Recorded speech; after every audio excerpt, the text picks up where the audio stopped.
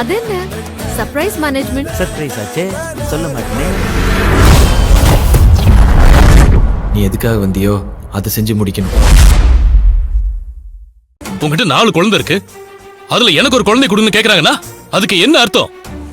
என் பையனோட குழந்தை தானே, ஒரு குழந்தைய கொடுன்னு உங்ககிட்ட மறைமுகமா கேக்குற மாதிரி தானே இருக்கு.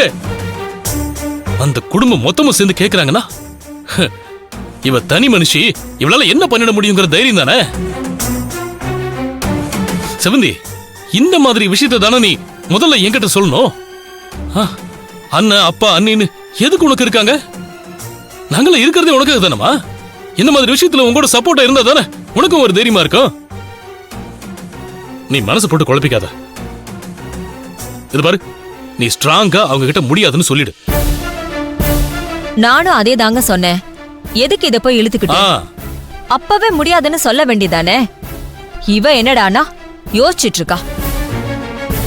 இவளுக்கு என்னன்னா அவங்க கேட்டு முடியாதுன்னு சொன்னா அவங்க மனசு கஷ்டப்படுமேன்னு நினைக்கிறா. பெத்த குழந்தைய கேக்குறோமே, இவ மனசு எவ்வளவு கஷ்டப்படும்னு அவங்க நினைச்சாங்களா? இதுக்கு எதுக்கு செவந்தி யோசிச்சுட்டு இருக்கணும்? உன்னால முடியாது டைரக்டா சொல்லிட வேண்டியதானே. சரி விடு, உன்னால முடியலன்னா எல்லாம் நாங்க பாத்துக்கிறோம். ராதா, நீ கிளம்பு, போய் பேசிட்டு வந்துருவோம். இதெல்லாம் அப்படியே விட்டுற முடியாது ராதா. இவகிட்ட எதை கேட்டாலும் இல்லன்னு சொல்லாம செஞ்சிருவான்னு கேட்டிருப்பாங்க. என்ன இவ இழுச்சு வாய் நினைச்சிட்டாங்களா? நீ வா, நாம போய் கேட்டு வந்துருவோம். வா. இருண்ண, வேண்டாம், நானே பேசிக்கிறேன். இத பாரு செவந்தி, உன்னை பத்தி எனக்கு நல்லாவே தெரியும். நீ அவங்க மனசு கஷ்டப்படுவாங்க, இவங்க மனசு கஷ்டப்படுவாங்கன்னு நினைச்சு உன்னதான் நீ கஷ்டப்படுத்திக்கிற. இத பாரு, முதல்ல உனக்கு எது நல்லதோ அதை மட்டும் பாரு. நம்ம நல்லா இருக்கணும், நம்ம சந்தோஷமா இருக்கணும்னு முதல்ல அதை நினை. இதுக்கு பேரு சுயநலம் கிடையாது. நம்ம மட்டுமே நல்லா இருக்கணும்னு நினைக்கிறதுக்கு பேரு தான் சுயநலம்.